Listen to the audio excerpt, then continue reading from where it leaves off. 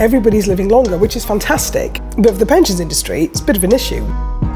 We have a world where you might be living to 100. That means that what used to be your retirement age could be almost like a third or even more of your lifespan. We don't want to go into poverty when we retire. So pension plans provide for that social security. In a low interest rate environment as the one we are in, you need to take a certain amount of risk or diversification. That's what private equity offers.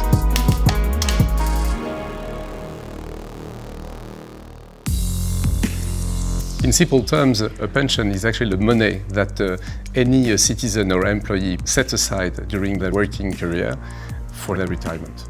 But it's also vital for economic vibrancy of a country, providing long-term capital for businesses to grow, which of course is the building blocks of civilization and for higher standard of living.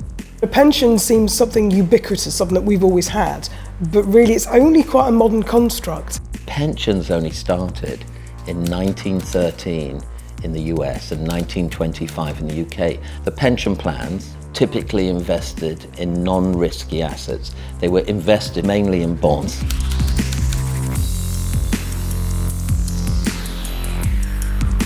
So you were meant to finish working, you physically were unable to work anymore. This was a safety net to make sure you were fed, housed, clothed, and you had a reasonable standard of living. And by reasonable, I mean weren't starving until you died. What we have now is everybody's living longer, which is fantastic. But for the pensions industry, it's a bit of an issue.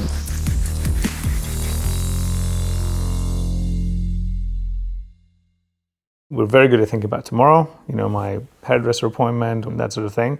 We're very bad at thinking for things that are 30, 40, 50 years out, which I think is what created what we're calling the savings gap.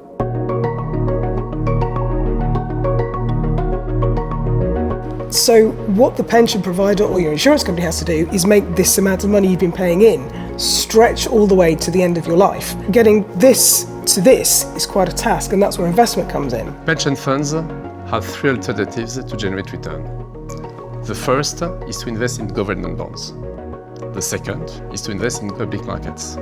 And the third is to invest in private equity.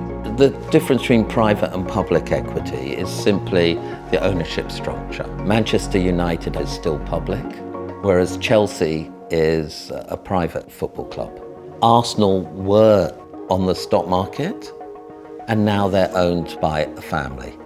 So it's all about the ownership, not about the type of business. There were a few films in the 80s and the 90s that sort of demonized the activity as asset stripping and getting people rich and then leaving the companies dry. This could not be further from the truth in practice.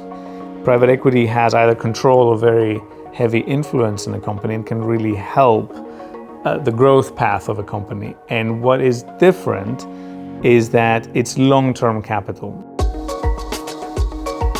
The private aspect of private equity is really key.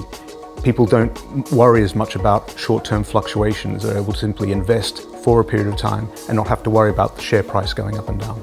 They are investing capital and bringing expertise in order to help those companies grow, improve their performance, and ultimately create jobs. So that's how I would describe this virtuous circle between private equity, pensions, and the European economy. Private equity is hugely important to pensions because it provides a return, has over time consistently higher than the public markets. And that difference in return makes a huge difference to how much ultimately you'll get when you retire.